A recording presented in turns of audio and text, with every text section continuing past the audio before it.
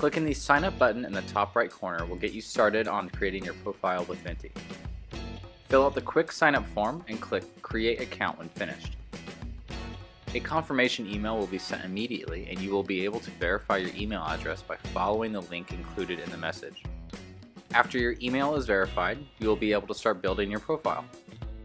Adding your payment information should be one of the first tasks you complete when creating your owner profile.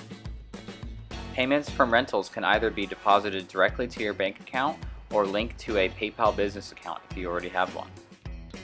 We recommend that our owners select prices that will cover all of the services that are provided during the rental, and it is possible to make separate listings for your car that reflect prices for services like chauffeuring and delivery. For example, this 1965 Mustang Fastback is located in Costa Mesa, but can also be made available in Palm Springs for an extra fee that is included in the price.